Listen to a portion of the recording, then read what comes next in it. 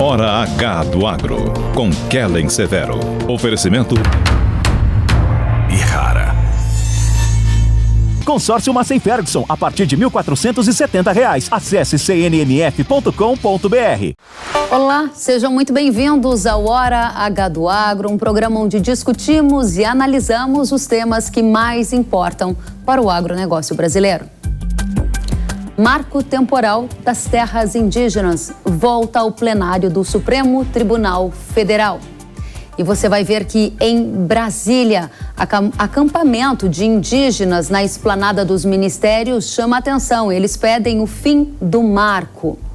E mais, o governo anunciou mais de 3 bilhões de reais para complementar o plano safra atual em linhas do BNDES.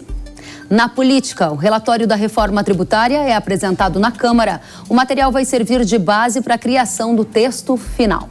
E na Bahia, Lula participa de evento agro em Luiz Eduardo Magalhães e diz que o povo quer picanha barata.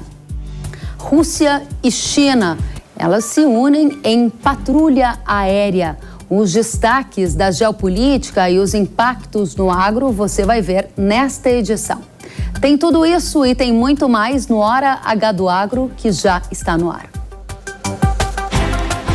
O marco temporal das terras indígenas voltou ao plenário do Supremo Tribunal Federal.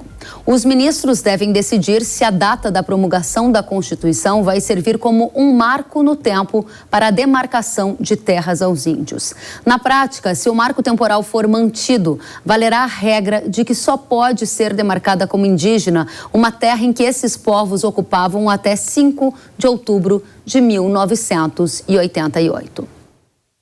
Aqui no Brasil, você tem acompanhado na esplanada dos ministérios os indígenas que estão lá acampando na esplanada dos ministérios para acompanhar o julgamento. Nos cartazes, eles dizem não ao marco temporal. Essas são algumas das imagens, para quem acompanha pela TV, que marcaram a semana no que se refere a marco temporal das terras indígenas. E agora a gente vai para o interior do Brasil, onde agricultores acompanham com preocupação o debate sobre o marco temporal, já que o tema impacta o direito de propriedade, a segurança jurídica e a paz no campo. A gente vai até Cunhaporã, em Santa Catarina, conversar com o Christian Lassig. Ele é filho de pequenos produtores rurais e participou de uma audiência pública na Assembleia do Estado de Santa Catarina, falando em nome da comunidade agrícola da região. Christian, seja muito bem-vindo ao Jovem Pan. Olá, saudação a todos os internautas e telespectadores da Jovem Pan. Agradeço pela oportunidade de estar aqui presente para contar um pouco sobre essa situação.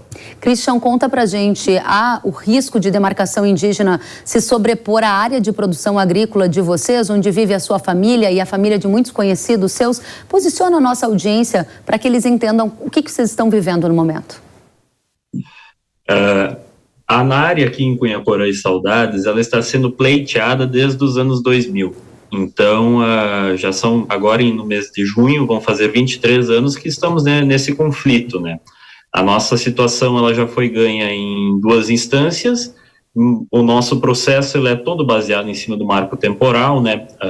A nossa família perde toda a nossa propriedade inteira, está dentro dessa possível demarcação, e nós corremos o risco de perder as nossas terras, assim como tantas outras famílias, amigos e conhecidos que estão ao nosso redor. E o que mais preocupa a nós também, além de nós perdermos a nossa fonte de renda, é a questão do nosso município, né? São 2 pequenos municípios que podem acabar sumindo no mapa, né? Pois a área pleiteada, ela é, em comparação com a área do município, ela é enorme, né? Então acaba afetando muito a economia regional. Christian, diz pra gente há quanto tempo vocês, agricultores, estão nessas terras e todos os agricultores que estão na região possuem o título de posse das terras? Sim, sim. A área que é a nossa propriedade, a área da nossa família, ela já é de segundo dono. Então, o meu tataravô, ele chegou nessa terra, ele passou a terra para o meu bisavô, e eles estão aproximadamente aqui desde 1954. Então, existem famílias que que já estão aqui há mais tempo, na cidade de Cunhaporã, já tem a chegada de imigrantes desde 1930, onde, desde documentos da época, não relatam a presença de nenhum índio. Então, são propriedades que daqui a pouco tempo vão ser centenárias, né? E temos que passar por uma situação como essa, onde querem derrubar esse marco temporal, querem dizer que não, isso não vale. E o que mais preocupa a nós também é que as nossas escrituras, elas não valem nada perante isso, com datações bem anteriores à promulgação da Constituição. Para eles não vale muita coisa. Então, isso é o que mais preocupa a nós também. É uma grande preocupação. E, Christian, a gente está revelando aqui na Jovem Pan imagens da audiência pública que aconteceu na Assembleia do Estado, onde você estava lá representando muitos agricultores. A gente vê um plenário cheio e o tema era justamente o Marco Temporal das Terras Indígenas. A gente está reprisando na programação essas imagens para mostrar quantos são as centenas de pessoas preocupadas com esse tema. E eu lembro de ouvir você dizendo nessa ocasião que todas as vezes em que agricultores de Santa Catarina, da sua região, se reuniam para uma roda de conversa, a conversa sempre acabava com uma última questão, que era: o que será de nós se perdermos as nossas terras? Qual é o sentimento? Continua sendo esse? Sim, ainda mais com a questão do julgamento do marco temporal, né? Nós até semana passada estávamos conversando entre vizinhos, um senhor com mais de 70 anos de idade, quase chorando, pois não sabia o que iria fazer. E não é só uma situação, são mais de 200 famílias que são afetadas. Dentre estão adultos, crianças, idosos, pessoas muitas vezes que nasceram, cresceram ali e que, se tiverem que sair daqui, montar, Deus dará. Então, elas não vão ter para onde ir, não se tem algo falando, não, vocês vão sair daqui e vão ir para ali. Simplesmente vocês vão ter que pegar as suas propriedades, dar um jeito de desmontar e sair. Então você imagina falar isso para uma pessoa que tem lá 80 anos de idade, nasceu, cresceu, desenvolveu toda a sua família, construiu todo o seu patrimônio naquele local. Como você acha que uma pessoa se sente, né? É triste você conversar e ver os jovens querendo sair daqui, não querendo continuar por medo dessa questão, né? Essa insegurança jurídica, porque você há pouco dizia que tem o título de propriedade, que são gerações vivendo nessa mesma área e que uma mudança da regra pode gerar toda essa insegurança. Qual é o sentimento hoje dos seus pais, dos seus vizinhos?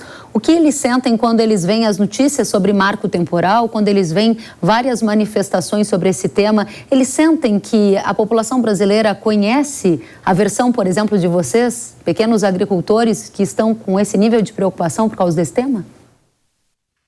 Infelizmente, nós vemos assim que a população brasileira, no geral, ela não tem um conhecimento muito específico sobre essa questão, em especial também a nossa questão aqui. Então, é triste você, por exemplo, conversar com seus pais e de ter que deixar de fazer investimentos no longo prazo, porque depois você tem um sentimento de insegurança preso dentro de si. Então, meus pais, eles se tratam por problemas depressivos há muitos anos já, decorrentes dessa questão, né?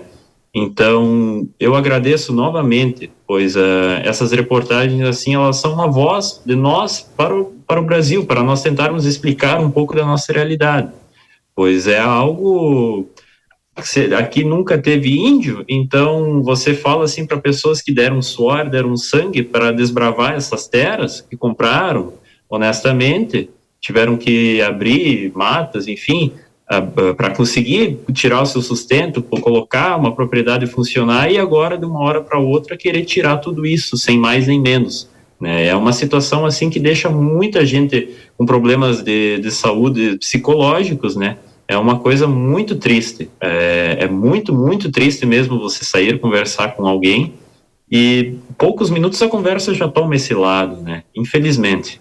O lado de o que será de nós se perdermos as nossas terras, né? Uma frase muito forte que você disse, e eu repito porque eu consigo de longe sentir a emoção dessas pessoas, desses agricultores, dessas famílias, que você aqui, Christian, um jovem, está representando e falando em nome dessas centenas de famílias. Você tem fé que o marco temporal vai passar no Congresso brasileiro ou que o STF vai decidir pela manutenção do marco? Qual é a mensagem que você gostaria de deixar aqui, falando em nome dessas centenas de pessoas, desses centenas de agricultores que hoje estão falando através da sua voz? Bom, eu penso muito que talvez os nossos ministros eles consigam se sensibilizar um pouco, pois nós, pequenos produtores, que estamos aqui nessa área, e tantas outras pessoas que podem ser afetadas com a derrubada do marco temporal, que eles se sensibilizem e pensem em nós. Pensem que existem famílias, existem pessoas que dependem da permanência desse marco temporal, tanto também por uma questão de segurança jurídica no nosso país.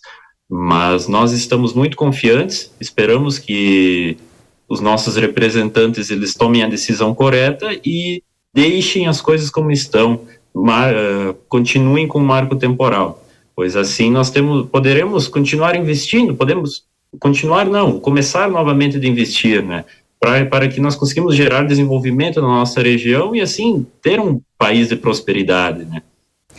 Christian, a última pergunta. Para quem não conhece a região de Cunhaporã, de onde você fala em Santa Catarina, é uma região de agricultores que plantam quais culturas? Como é que é o estilo de vida por aí? A região de Cunhaporã, ela é uma região de propriedades familiares, né? Então a gente trabalha muito com mão de obra familiar. Aqui em casa são eu, meu pai, minha irmã e meu cunhado. Então nós produzimos especificamente aqui leite e um pouco de grãos, a produção de leite e grãos. Mas, no geral, a região ela se consiste na produção de cereais, madeira também, produção muito forte de suínos e aves. Então, nós temos um sistema cooperativista muito forte na região que incentiva essa produção agrícola.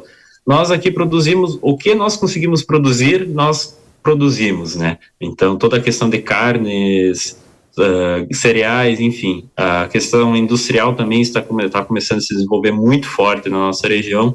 Então, é uma região de propriedades pequenas, de até 20, 30 hectares, mas que tem uma diversidade de produção muito grande, né? Muito bem. Christian, pois não. Um dado que é interessante, foi feito um estudo. A nossa região, a área que está pleiteada, ela produz alimento para aproximadamente de 20 a 22 mil pessoas. Isso é o dobro da população que a nossa cidade de Cunhaporã tem.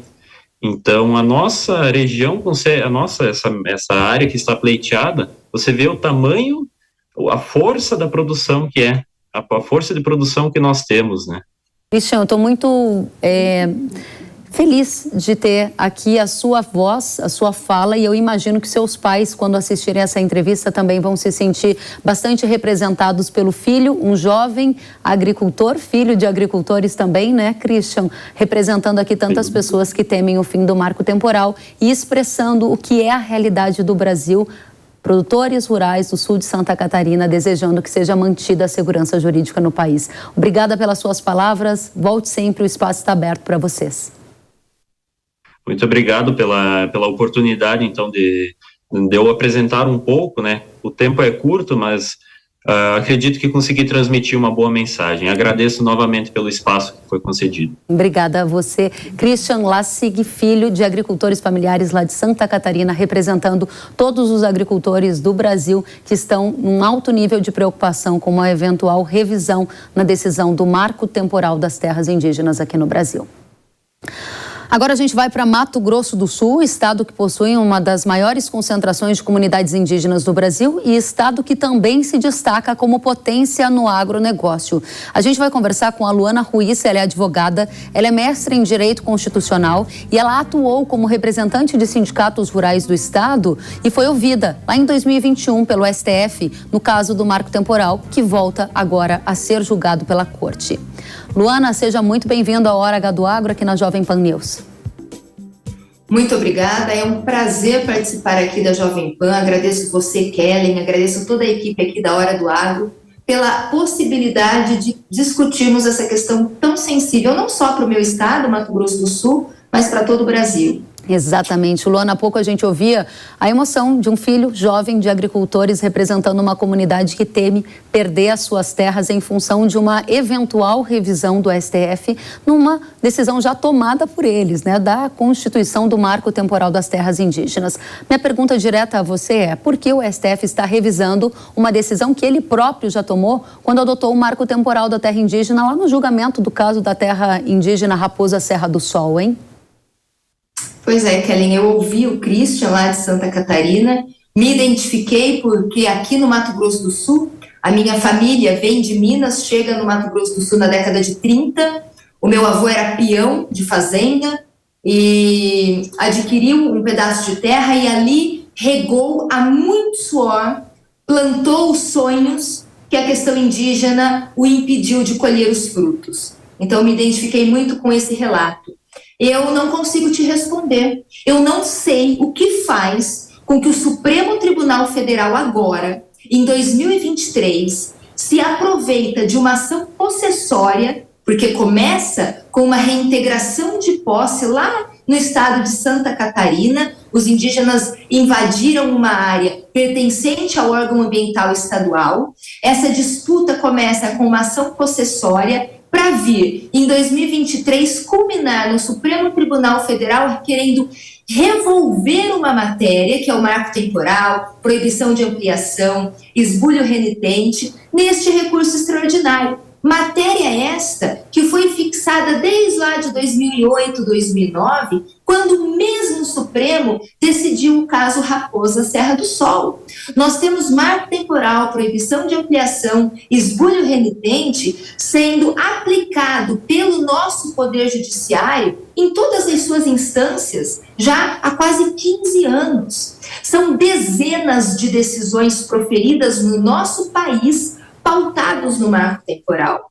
O que, afinal de contas, faz com que a essa altura do campeonato a nossa Suprema Corte resolva revolver uma questão que, a meu ver, já estava devidamente sedimentada? Questões ideológicas? Ativismo jurídico? Não sei dizer ao certo o que traz para mim uma anomalia jurídica. Luana, nesse contexto em que você coloca uma eventual anomalia jurídica para esse revisionismo, né? Voltar a revisar uma decisão já tomada pela Corte, qual é a sua expectativa? Como o Supremo Tribunal Federal deve decidir, na sua opinião, sobre o marco temporal das terras indígenas? Eu não acredito que o Supremo Tribunal Federal vá votar pelo indigenato. Apesar de muito tensionamento político que hoje contamina a realidade da nossa Suprema Corte, nós assistimos nos últimos anos essa contaminação política naquela corte que deveria ser puramente jurídica e imparcial, mas apesar dessa contaminação, eu não consigo acreditar que o Supremo vá derrubar o marco temporal e votar pelo indigenato. Por quê? Pelas consequências drásticas do indigenato. Enquanto o marco temporal é uma decisão racional que vai garantir aos índios todas as terras nas quais eles estavam em 1988 e aquelas terras nas quais os índios não estavam em 1988 e que efetivamente forem essenciais para a sua preservação física e cultural, podem ser entregues aos índios não pela demarcação, que é uma expropriação, né, uma desconstituição do domínio privado, mas via criação de reservas com justa e prévia indenização. Então, o marco temporal, aliado à figura da criação de reservas indígenas, que já está previsto no nosso Estatuto Índio, nós abraçamos a todos os cidadãos. Enquanto, do outro lado, o indigenato, ele literalmente aniquila o domínio privado, porque pela tese do indigenato, o Brasil não foi descoberto, foi invadido e qualquer centímetro quadrado brasileiro, mesmo aqueles onde nós temos propriedades privadas seculares, mesmo aqueles centímetros quadrados em que nós temos as constituições de municípios, qualquer região do Brasil pode vir a ser demarcada como terra indígena diante expropriação, sem justa e prévia indenização. Por isso eu digo que o marco temporal é racional, é razoável e abraça a todos, e o indigenato é radical, é ideológico e acaba com a propriedade privada. O indigenato, neste contexto que coloco agora, para mim, tem aí sim uma linha ideológica socialista, porque tudo aquilo que relativiza a propriedade privada, que é a base do Estado Democrático de Direito, vem na linha das bandeiras vermelhas. Muito obrigada, Luana, pela sua colocação, e entendo que a sua resposta, ela conecta muito com a minha seguinte pergunta, que é: por que esse tema, marco temporal das terras indígenas, importa não apenas para agronegócio, para produtores rurais, para agricultores familiares, mas importa para todos os brasileiros? Você já deu uma dica, né? E uma das coisas que até para nós conversarmos com o cidadão, porque é muito bonito, é muito palatável nós defendermos as comunidades indígenas. E eu defendo as comunidades indígenas e acredito que todos nós defendemos a demarcação das terras indígenas. Essas sim, têm que ser demarcadas. Agora, demarcar propriedades privadas, seculares, legais e legítimas, como se terras indígenas fossem, mexe no bolso do cidadão, mexe no bolso daquela mãe que sai cedo, que pega ônibus, que leva a criança para a creche para ir trabalhar. Porque se o agro não produz, o arroz, o leite, a carne, o feijão, fica mais caro na prateleira dos supermercados. Luana, uma última questão para o público da Jovem Pan. Muita gente nas cidades, muita gente espalhada por capitais de todo o Brasil, vendo imagens, né, das manifestações dos indígenas ocupando a esplanada dos ministérios lá em Brasília. Há também muitas celebridades no Brasil indo às redes sociais pedir pelo fim do marco temporal. Há inclusive celebridades de fora do Brasil, como fez na última semana o Leonardo DiCaprio, ao tuitar pedindo que os parlamentares lá na Câmara, quando votaram o PL do marco temporal, dissessem não a essa regra. A minha pergunta objetiva para você é: caso a sua expectativa do STF manter o marco temporal não se concretize, a saída está no Congresso? Porque o tema já chegou ao Senado, mas precisará da sanção do presidente Lula se passar pelo Senado. O que chegou ao Senado é um projeto de lei, o PL 490, foi aprovado na Câmara dos Deputados. Agora, no Senado, ele ganha um novo número, é a tramitação legislativa normal. Sendo aprovado no Senado, vai para o presidente Lula.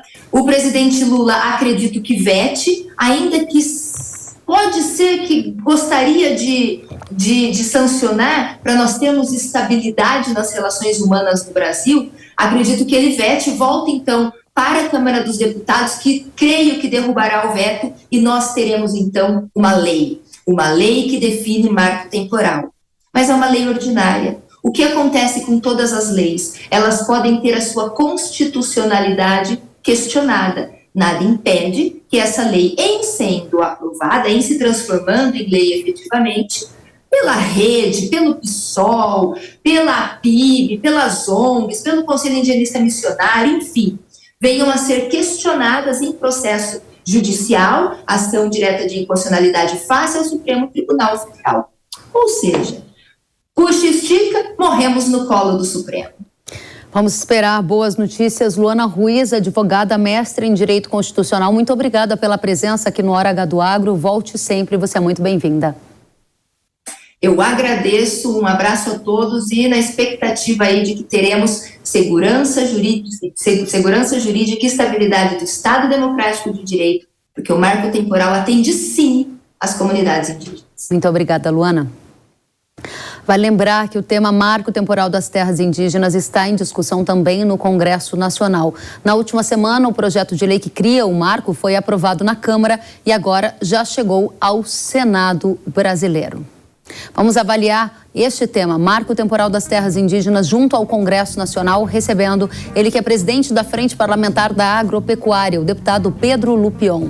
Deputado, seja muito bem-vindo ao Hora H do Agro. Obrigado, Kelly. Obrigado pelo espaço. Debate extremamente importante, ainda mais no dia de hoje, né, em que estamos aguardando aí esse encaminhamento por parte do STF, mas tenho acompanhado o programa há algum tempo hoje e boas as falas aqui, tanto do produtor Catarina como da doutora Luana Ruiz. Então, sem dúvida é importante a gente debater isso hoje. Muito obrigada, deputado. Lembrando, inclusive, que o nosso programa está sendo exibido hoje, no sábado, vai ser reprisado no domingo, e a gente ainda não tem, neste momento da gravação, conhecimento de qual será o desfecho no STF. É bom a gente posicionar a nossa audiência para isso, porque a gente tem fatos ocorrendo enquanto estamos fazendo essa gravação. A primeira pergunta que eu lhe faço, deputado, é: por que o Congresso deve assumir a liderança no debate sobre o marco temporal e não o STF, na sua opinião? Porque cabe ao Congresso legislar, essa é a função constitucional do Congresso Nacional. A omissão do Congresso suscitou nessa decorrência de fatos que possibilitou esse julgamento por parte do STF. A falta de constar em lei, especificamente a questão do marco temporal, é uma omissão do Congresso Nacional e nós precisamos resolver isso. São 16 anos de tramitação do PL 490. Quem apresentou o 490 foi o deputado Homero Pereira, que infelizmente já faleceu, não está entre nós, mas deu essa contribuição para o direito de propriedade do Brasil lá atrás, lá em 2007, 2006, algo assim. Então, realmente precisa o Congresso fazer sua parte e cabe a nós tomar essa decisão. A omissão do Congresso faz com que exista o ativismo judicial e, principalmente, o STF legislando, que é algo que todos nós devemos evitar. O papel do STF é defender a Constituição, é julgar a constitucionalidade dos fatos e não legislar e criar leis. Deputado, há tentativas de acelerar a tramitação do marco temporal das terras indígenas no Senado. Lá na Câmara, na sua casa, o texto passou em regime de urgência, foi aprovado e agora chega ao Senado. Você acredita que isso vai dar certo, vai ser aprovada a urgência para passar essa lei lá no Senado? E se ela passar no Senado rapidamente, o presidente Lula vai sancionar essa lei criando o marco temporal das terras indígenas? Veja, as demonstrações que o presidente tem dado nesse sentido são muito negativas, né, em todos os sentidos. Visitas a aldeias, falas completamente estapafúrdias, mas principalmente o espaço que tem sido dado a esse tema dentro do governo tem sido um espaço muito aquém do que é o tamanho da gravidade da ameaça ao direito de propriedade e à segurança jurídica dos produtores rurais do Brasil, caso aconteça esse julgamento efetivamente. Então, cabe a nós exigirmos, né, com a ampla votação que nós colocamos na Câmara, e imagino que teremos uma votação muito positiva também no Senado, cabe a nós botarmos a vontade do Congresso. Nós representamos a população, nós representamos no Senado os estados, na Câmara a população de cada um dos estados. A nossa responsabilidade é fazer valer o que foi definido por ampla maioria no plenário, tanto da Câmara e imagino que será também no Senado. Se houver um veto, nós derrubaremos o veto e temos votos para isso. Muito bem. Deputado, por que o senhor acredita que o marco temporal das terras indígenas é um dos principais temas do ano para o agronegócio brasileiro? Bom, primeiro porque a gente está falando em direito de propriedade. Nós estamos falando em defesa da Constituição, estamos falando de algo que foi previsto pela Constituição. Detalhe, marco temporal não é uma invenção nossa, não é uma invenção da bancada ruralista, não é uma invenção da FPA, muito menos do Congresso. Essa foi uma das condicionantes colocadas no julgamento lá de Raposa Serra do Sol pelo ministro Aires Brito, ou seja, uma definição do próprio STF.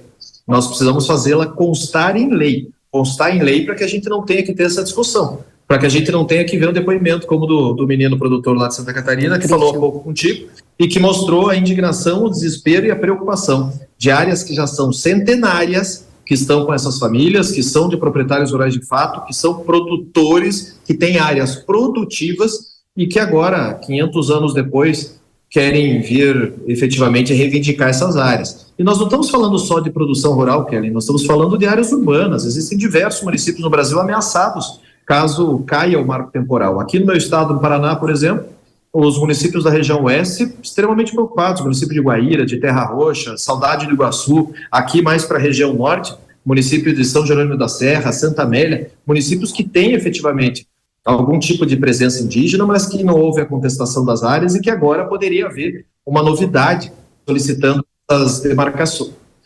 Importante. Solicitando essa. Então é óbvio que gera uma preocupação gigantesca quanto ao direito de propriedade. A gente precisa ter no mínimo, principalmente nesse caso de Santa Catarina, que já está havendo despejo de algumas famílias, a remuneração por isso, ou seja, a compensação financeira por essas áreas e não tratar de expropriação Para isso existem outros projetos que nós precisamos votar, são 2 PECs que estão no Congresso, que a gente precisa aprovar para poder haver o pagamento por essas áreas, pela desapropriação, pagamento justo. Então isso, sem dúvida alguma, a gente precisa ter um posicionamento muito claro em relação a isso, e eu não colocaria 311 votos, como nós colocamos na urgência do marco temporal na Câmara, se não fosse um assunto que afetasse o Brasil todo. Não é contra indígenas, não é contra povos originários, é a favor do direito de propriedade. Nós estamos falando na possibilidade da demarcação de mais 20% do território nacional. Isso é um absurdo completo. Nós tirarmos o protagonismo do Brasil na produção de alimentos, quando a própria ONU diz que nós somos os responsáveis por alimentar mais de 2 bilhões de bocas no mundo dos 8 bilhões de humanos. Ou seja, nós precisamos triplicar nossa produção, nós não podemos retroagir. E para isso a gente precisa garantir o direito à propriedade do nosso país. Muito bem, o senhor traz alguns dados, né, sobre impactos do eventual fim do marco temporal, se assim decidir o STF. E um dos dados que a gente tem é que o território brasileiro hoje sairia de 14% de ocupação indígena para 28%, o que é um aumento expressivo. O senhor ainda falou sobre o oeste do Paraná, que é uma área muito forte na produção agrícola, no desenvolvimento deste estado pujante do Paraná. Eu gostaria que o senhor deixasse claro para toda a nossa audiência por que o direito de propriedade seria ferido, porque o que aconteceria? Qualquer área poderia vir a ser contestada como indígena, e frente a essa contestação, o que valeria seria esse dado homologando como indígena e não o direito de propriedade, mesmo que ele tenha décadas de existência? É isso, deputado? O absurdo é que, primeiro, a autodeclaração, né? Hoje a população dita indígena no país aumentou exponencialmente pelo direito, pela possibilidade da autodeclaração como indígena. Segundo, acabando o marco temporal, qualquer pessoa pode dizer que ali naquela área ou nessa área, efetivamente um dia existiu um índio e essa área merece ser uma área de interesse de demarcação. Aí tem que fazer um laudo antropológico.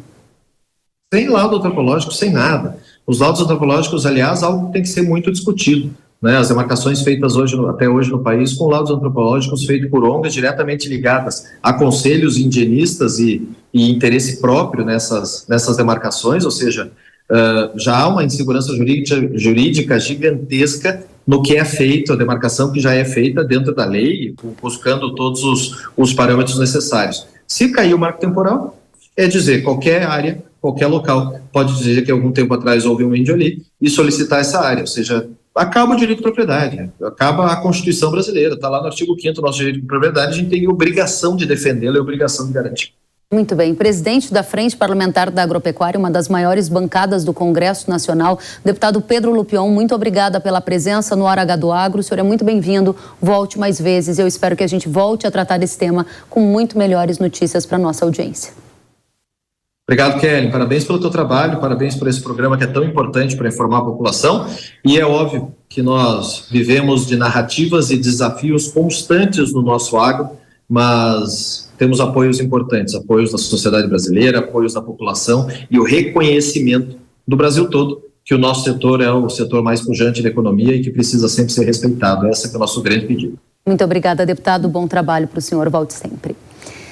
E agora você acompanha imagens do julgamento do marco temporal no STF. Está acontecendo neste exato instante em que estamos fazendo a gravação do Hora H do Agro. Uma quarta-feira, véspera de feriado, você está acompanhando neste sábado, neste domingo aqui na programação. E a gente ressalta que toda essa discussão vai continuar aqui na nossa programação da Jovem Pan News, no Hora H do Agro. Você vê neste instante o ministro Moraes falando nesta sessão, neste julgamento sobre marco temporal das terras indígenas. Até este momento, não temos o resultado final da decisão do STF sobre este tema, marco temporal das terras indígenas. Continuaremos atentamente acompanhando aqui na programação da Jovem Pan.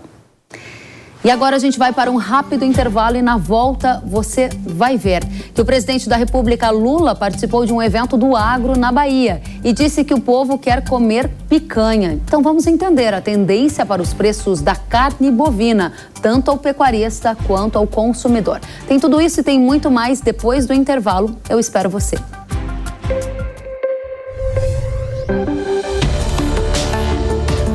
O agro, setor que movimenta a economia brasileira, gerando renda, emprego e oportunidades para toda a população. Hora H do Agro, com Kellen Severo. Precisando de uma nova máquina para aumentar a sua produtividade? Aqui no Consórcio Nacional Massey Ferguson lançamos o Grupo 377. Com ele vem vários benefícios exclusivos para você, como planos em até 10 anos para pagar, sem juros, sem taxa de adesão e parcelas reduzidas a partir de R$ 1.470. Aproveite e procure a rede de concessionárias Massey Ferguson. Quer saber mais? Acesse www.cnmf.com.br ou entre em contato pelo WhatsApp 11 9 3016 0316. Sabia que o Brasil é um dos maiores produtores de soja e milho no mundo? Esse mercado movimenta mais de 70 bilhões de dólares anualmente e tem muitas oportunidades. Com o curso de comercialização de soja e milho da NIL, você aprende a negociar preços em bolsas internacionais e proteger seu capital. O professor João Birkan tem mais de 60 anos de experiência e vai te ensinar como ganhar dinheiro no agronegócio. Garantir uma taxa melhor do dólar para daqui a 12 meses. Esse curso é ideal para você que quer trabalhar com trading de soja e milho no mercado financeiro e para você que é produtor e quer potencializar os lucros com sua safra. Ingresse no setor que mais cresce no Brasil. Acesse nilcursos.com.br e inscreva-se.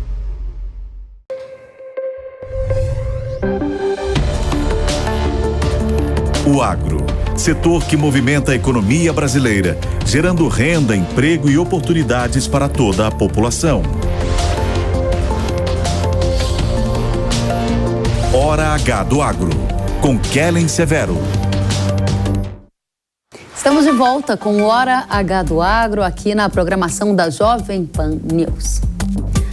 O ministro da Agricultura, Carlos Fávaro, anunciou durante a abertura da Bahia Farm Show mais recursos via BNDES para o Plano Safra atual, 22-23. A feira agrícola aconteceu em Luiz Eduardo Magalhães, no oeste do estado. Estamos agora, no dia de hoje, lançando via BNDES, está aqui, ao final dessa abertura, 3,6 bilhões de reais, em especial para a Bahia Farm Show, para todo o Brasil, mas em especial lançando aqui, com todas as linhas de crédito com taxas de juros do Plano Safra. O ministro também trouxe novidades sobre a linha de crédito do BNDES dolarizada, que não vai ser apenas para máquinas e equipamentos, implementos agrícolas. O ministro Fávaro ainda comentou o que esperar para o próximo Plano Safra, o 23-24. E mais, a linha dolarizada parou agora de ser uma linha só para investimentos em equipamentos e máquinas. Ela é agora uma linha de crédito para programas. Tudo aquilo que o produtor tiver necessidade, quer seja a compra de calcário, a conversão de pastagens em área de agricultura, que precisa fosfato, calcário, super simples, todos aqueles investimentos em máquinas, equipamentos, armazém, agroindústria, todas elas podem ser feitas, inclusive a construção civil dessas obras serão financiadas por essa linha de crédito dolarizada. E mais, vamos ainda fazer um plano safra robusto, que tenha recursos de apoio à comercialização, que tenha as condições de fazer com os produtores continue sendo competitivos, continue gerando emprego, gerando oportunidade. Vale lembrar que o Plano Safra da temporada 23-24 deve ser anunciado ainda neste mês de junho. O programa do governo federal oferece linhas de crédito com taxas de juros subsidiadas, algumas delas abaixo da taxa de mercado. Havia uma expectativa do governo de que o anúncio fosse feito até o dia 13 de junho, mas até o momento não foi divulgada a data oficial para a cerimônia de divulgação do Plano Safra que vem aí.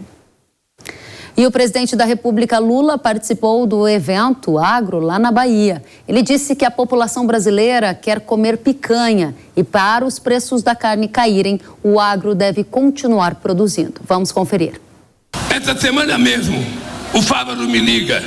Nós estamos com 70 mil toneladas de carne parada dentro de container nos portos da China, porque foi mandada equivocada. Peguei o telefone, liguei para o Xi Jinping, não precisa nem me falar obrigado. É só continuar produzindo para poder baratear o preço da carne, porque o povo está querendo comer picanha. O povo está querendo comer a picanha. E a gente vai justamente tratar do preço da carne ao consumidor. Será que o preço da picanha vai realmente cair? Para chegar nesta informação, a gente vai passar antes pelo preço da arroba do boi ao pecuarista. E para quem nos acompanha pela televisão, pode ver nessa ilustração que houve o registro de uma queda de 22% no preço da arroba pago ao pecuarista em um ano, segundo o Instituto Mato Grossense de Agropecuária. A entidade afirma que em Mato Grosso o preço saiu de R$ 267,85 por arroba um ano atrás para R$ 209,58. Na máxima, a arroba chegou a atingir R$ 290,98. Então, foi claro essa derrocada, né? Essa queda no preço da arroba ao pecuarista. Mas será que os desejos de Lula vão se concretizar e a picanha vai cair de preço ao consumidor? A gente vai tratar disso já com a nossa convidada, a Lígia Pimentel. Ela é CEO da Agrifato, está aqui para responder essa pergunta. Lígia, seja muito bem-vinda primeiramente. Obrigada, Kelly. Obrigada pelo convite. Primeira questão. A gente viu a queda da arroba do boi e a gente observou o presidente da República dizendo que o povo quer picanha barata. Dá para concluir que se o preço da arroba ao pecuarista caiu, o preço da picanha ao consumidor também vai cair? De fato, o que a gente tem observado é uma queda do preço da carne no varejo, incluindo aí o corte da picanha, né? Que não é o mais acessado pela população, principalmente classe média baixa. A gente sabe que tem uma limitação orçamentária para se alcançar os cortes de maior valor, né? Mas acaba tendo aí uma contaminação dessa queda, sim. O que acontece é que a queda no varejo, ela gira em torno, no ano, de 4%. Quando a gente acompanha as principais capitais, os cortes médios ponderados nas principais capitais. E quando a gente compara com o preço do boi, como você acabou de mostrar, a diferença ela é de chamar a atenção. O boi caiu muito mais do que a carne ao varejo, né? Mas sim, nós temos observado um movimento de leve desvalorização, acaba até tirando um pouquinho da pressão inflacionária e acaba também trazendo um acesso um pouco maior da população à carne bovina, como é natural de se acontecer. E você acredita que esse desejo observado e manifestado pelo presidente da República de preço da picanha mais barata, ele vai se concretizar? Você já deu a pista. A carne no varejo começou a cair, mas bem distante da queda observada de preço ao pecuarista. Há espaço para mais quedas? A picanha vai mesmo ficar mais barata? Há espaço para mais algumas quedas leves, tá? De acordo com o que aparecer de oferta de boi. Ainda há oferta de boi para aparecer, mas é interessante a gente lembrar da questão sazonal. Segundo semestre, normalmente, conta com uma oferta menor, já que para de chover, tem menos pastagem, custa mais para engordar o boi. Então, a pressão baixista da carne no varejo, ela deve reduzir daqui para frente. O que seria interessante para se construir um consumo mais amplo de carne bovina no Brasil seria baixar desemprego, manter o desemprego baixo e controlar a inflação. Muito bem, ou seja, aí uma estratégia macroeconômica para ajudar nessa direção. Olhando para fundamentos, por que o preço da arroba ao pecuarista caiu tanto, como a gente observou nesse acumulado de um ano? Bom, o principal fator de queda do preço da arroba foi a retenção de fêmeas que aconteceu em 2020 e 2021, como resultado de preços em alta. Preços em alta trazem estímulo à produção, estímulo ao investimento. E isso fez com que a gente aumentasse, de fato, a produção e a oferta de boi e, consequentemente, de carne agora, gerando até mesmo um excedente que está permitindo tornar a carne mais acessível ao varejo. Então, as soluções para consumo que trazem aí como centro, seu epicentro, o controle de preços, não costuma ser efetiva.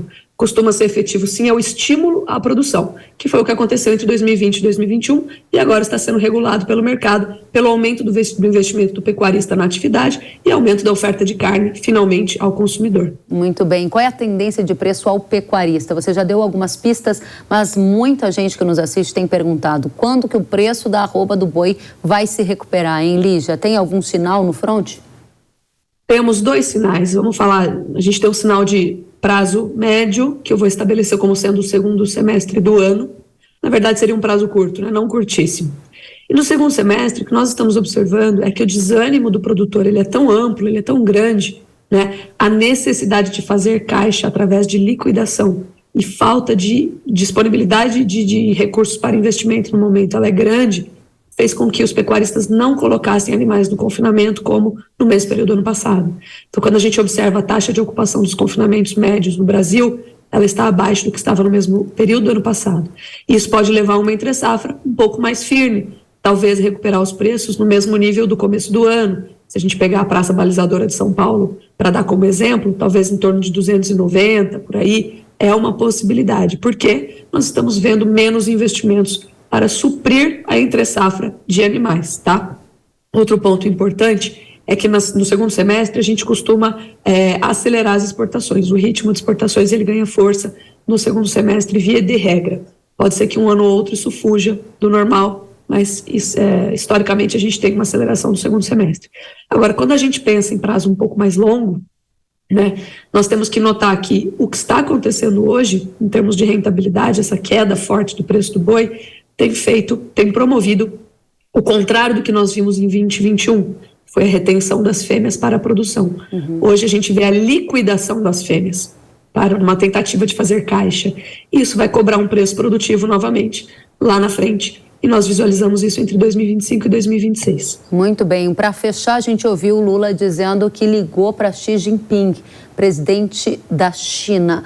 A China é um dos principais fatores para a gente entender o sucesso do preço da arroba ao pecuarista, porque à medida que crescem as nossas exportações para eles, que são os nossos principais clientes no mercado externo, tende a também crescer o preço da arroba ao pecuarista? Kellen, mais ou menos. A China tem sido um grande motor e um grandíssimo parceiro comercial, tá? Mas veja bem, ao mesmo tempo em que a China ampliou muito a sua atuação entre 2020 e 2021, final de 2019, né, 20 e 21, em 2022 ela ampliou mais ainda e já no ano passado nós visualizamos a queda de preços do boi. Então a China, ela é um parceiro comercial importante, ela é uma via de escoamento importante, que hoje leva mais ou menos aí 17% de toda a nossa produção, mas a nossa grande estrela continua sendo ainda o nosso mercado doméstico. E a oferta de gado, né, que é quando ela entra de uma maneira muito sistêmica, né, ela entra de uma maneira muito crônica. Então nós vimos recorde de exportação em 2022 e preços caindo. Por quê? Porque havia uma oferta maior do que esses 17% que a China leva. Né? Então, veja bem, a China é importante. Sem a China, certamente, nós temos preços sendo equilibrados em patamares mais baixos, mas ela não é o fator determinante. O fator determinante mesmo, com maior participação ainda da formação de preços, tudo ajuda, né? Mas os maiores fatores são o mercado doméstico, que fica com 68%, 70% de tudo que a gente produz, e, obviamente, a oferta de gado que sai toda daqui de dentro. Excelente. Lígia Pimentel, CEO da Agrifato, é sempre uma satisfação tê-la aqui trazendo as suas análises para a nossa audiência. Volte sempre. Muito obrigada. Obrigada pelo convite. Um grande abraço. Igualmente. E uma medida provisória publicada nesta semana pelo governo abriu um crédito extraordinário de R$200 milhões para as ações de enfrentamento à gripe aviária. Segundo o Ministério da Agricultura, os recursos serão aplicados no Sistema Unificado de Atenção à Sanidade Agropecuária para rápida identificação, testagem e cuidados sanitários dos casos suspeitos. Nesta semana, outro estado confirmou o primeiro caso de gripe aviária em aves silvestres. Foi o estado de São Paulo. O status do Brasil na Organização Mundial de Saúde Animal continua como livre da doença, já que a gripe aviária não foi detectada em granjas comerciais no Brasil. E a gente vai em frente, porque nesta semana, China e Rússia, que neste ano anunciaram uma parceria sem limites, vocês estão lembrados? Fizeram então uma patrulha aérea. Isso mesmo, China e Rússia fizeram uma patrulha aérea conjunta sobre o Mar do Japão e o Mar da China Oriental. O Ministério da Defesa da China afirmou que essa patrulha faz parte do Plano Anual de Cooperação das Forças Armadas de ambos os países. Segundo a agência de notícias Reuters, esse foi o 6º exercício conjunto feito pelas forças aéreas chinesas e russas desde 2019. E é justamente sobre este assunto que a gente vai conversar com Pedro Costa Júnior, que é o professor de Relações Internacionais, nosso convidado de hoje para análise da geopolítica e impactos no agro. Pedro, seja muito bem-vindo. Obrigado, Kellen. É um prazer estar aqui na Hora do Agro com você, tomando um cafezinho mineiro aqui de boa procedência lá da região de São Roque de Minas. Região da sua família. Exatamente, o pessoal lá que te assiste sempre. Muito obrigada, um abraço para toda a sua família, para o seu pai, que você já me contou que é um telespectador assíduo. O nome dele, Pedro, para a gente não esquecer de mandar um abraço? Pedro também, ele não perde um programa seu. Que bom. Pedro, pai, muito obrigada por emprestar o Pedro Filho para análise geopolítica da edição de hoje. Pedro, obrigada, e começo te perguntando, Rússia e China estão cada vez mais próximos, o que significa isso na geopolítica mundial e essa patrulha que a gente está aqui noticiando?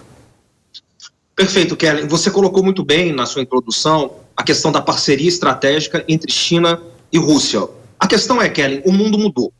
O mundo mudou a partir da guerra na Ucrânia, na verdade 20 dias antes da guerra na Ucrânia, quando a China e a Rússia assinaram uma parceria política, econômica, militar e diplomática sem limites, né? Então nós temos, de um ponto de vista, os Estados Unidos, que tem uma política externa deliberada, clara, de contenção da China. A China é o grande inimigo, digamos, o grande rival dos Estados Unidos, enquanto uma disputa hegemônica no sistema internacional. Então, enquanto os Estados Unidos, tudo que eles puderem fazer para conter a China, eles vão conter a China. Isso é uma pauta norte-americana, republicana e democrata, bipartidária, dos dois partidos. Enquanto isso, o que a China fez? Ela se aliou à Rússia, que é uma potência militar maior do que ela, a China, para poder se fortalecer nessa estratégia. Então, nós temos, de um lado, um movimento eurasiático, que é a aliança russa-chinesa, sino-chinesa, e do outro lado, os Estados Unidos tentando conter os dois, né? Uma aliança atlanticista com a renovação da OTAN, que andava, digamos, respirando por aparelhos antes da guerra. E o mundo vai se estreitando, vai se tornando um lugar cada vez mais tenso, mais imprevisível, e nesse sentido, Kellen, mais perigoso. Por que essa análise da geopolítica, dessa parceria mais estreita entre China e Rússia, importam para o agronegócio brasileiro, na sua avaliação?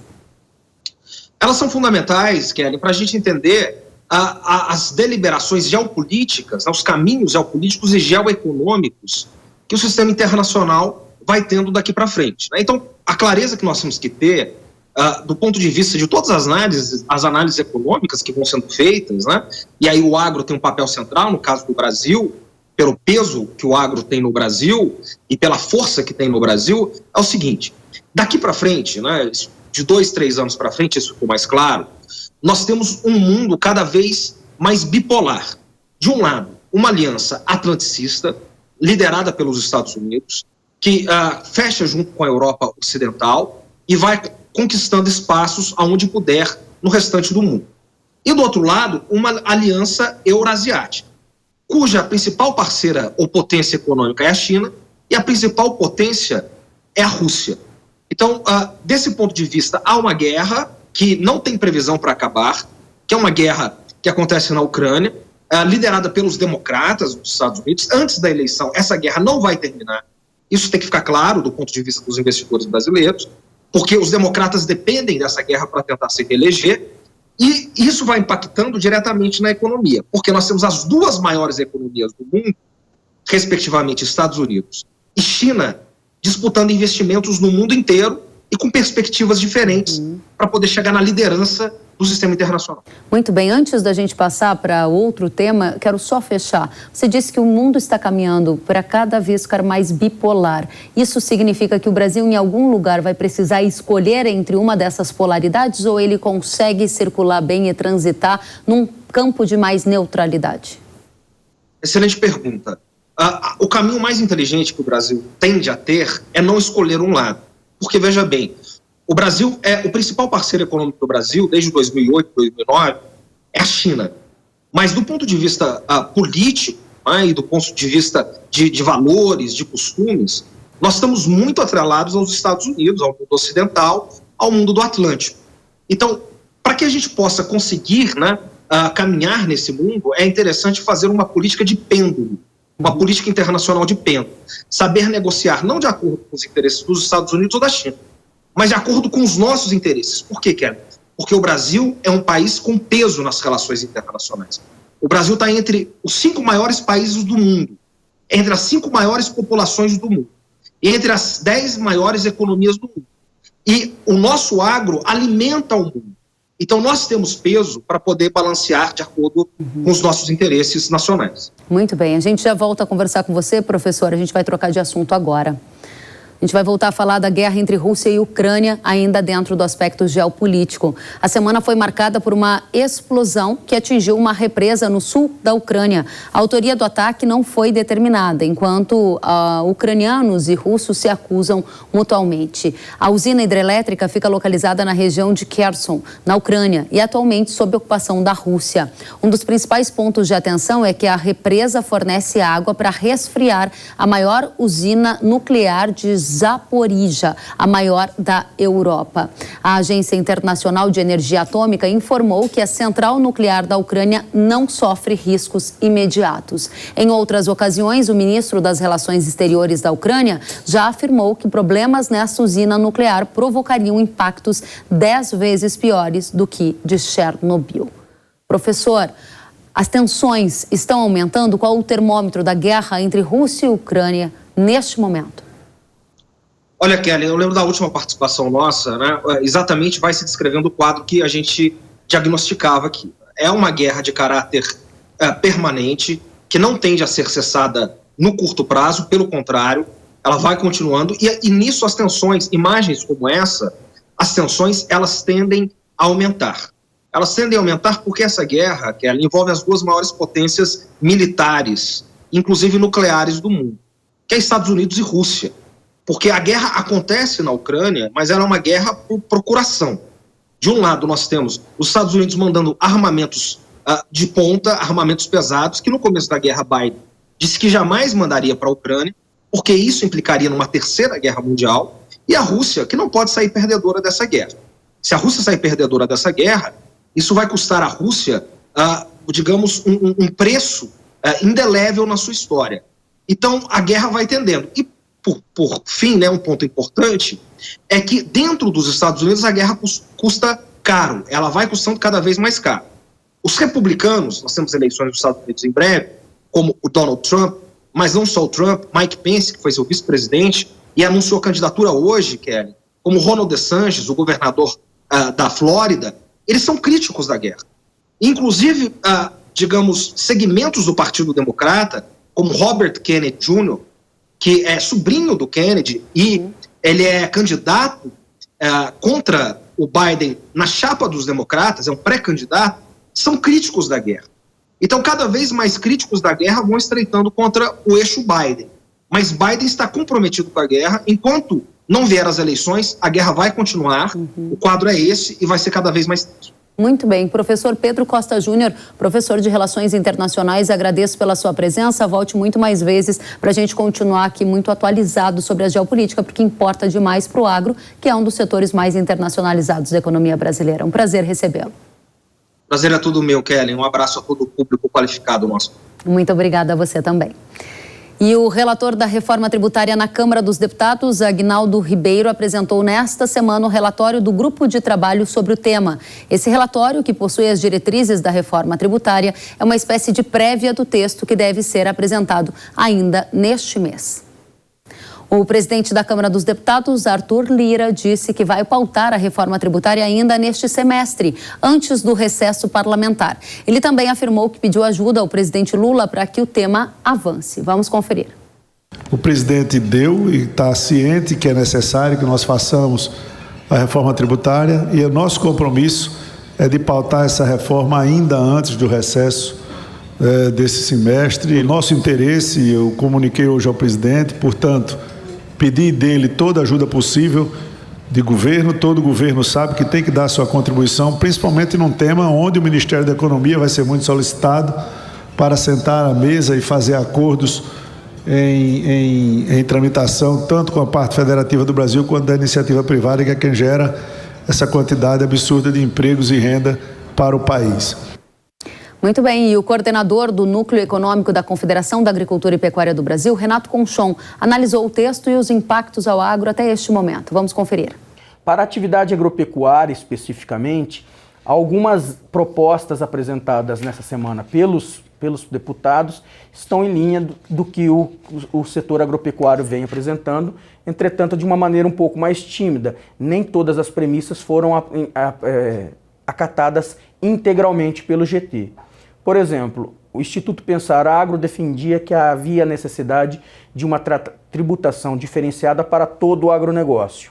No relatório apresentado ontem, propôs-se a tributação específica somente para a produção agropecuária, ou seja, o setor de insumo e a agroindústria não estão contempladas nesse regime tributário diferenciado. Ainda, a necessidade de uma tributação respeitar o adequado tratamento ao ato cooperativo, para tributar ou a cooperativa ou o cooperado. Embora o GT tenha apresentado que as cooperativas devam ter um tratamento diferenciado, não foi detalhado como que isso vai se dar. E por fim, alguns produtos da cesta básica podem estar mantidos a tributação diferenciada sobre esses produtos também no novo regime. Outros temas relevantes para o agronegócio, tal como a tributação diferenciada dos insumos agropecuários, dos biocombustíveis, a necessidade de haver uma tributação diferenciada, um regime tributário diferenciado para os pequenos produtores estabelecidos como pessoas físicas, não foram destacados no relatório. Portanto, nós não sabemos exatamente como que isso vai se dar, devemos conhecer no relatório apresentado pelo deputado Aguinaldo Ribeiro nas próximas semanas, que é o texto que vai para a votação. Ainda, alguns temas que ainda mantêm a preocupação do setor agropecuário é a possibilidade de haver um deslocamento de carga tributária que acabe por inviabilizar algumas cadeias agropecuárias, uma vez que o texto apresentado essa semana não trouxe a garantia da manutenção da carga tributária setorial ou para alguns setores econômicos. Obrigada, Renato Conchon, pela análise. E agora eu tenho um recado para você. Prepare-se para conhecer o verdadeiro controle de nematóides. Trunenco é o mais novo lançamento para tratamento de sementes da Yara, que veio para proteger as lavouras desde o início do ciclo. Trunenco é um biológico que conta com bactérias que colonizam as raízes da planta e repelem os nematóides, formando uma verdadeira colônia de proteção nas sementes. O bionematicida é a novidade de maior espectro do mercado, o qual controla com eficiência diversos nematóides. Tudo isso com baixa dosagem, o que propicia para você mais praticidade e rendimento no manejo. A inovadora formulação FS Build Trunenco ainda é compatível com fungicidas e inseticidas, promovendo uma proteção completa para sua lavoura. Conte com o Trunenco, uma colônia de proteção já na semente. Acesse agora mesmo yara.com.br ou aponte o celular para o QR Code da sua tela e saiba mais. O Hora H do Agro fica por aqui. A gente se encontra na próxima semana. Obrigada pela companhia. Até lá. Tchau, tchau.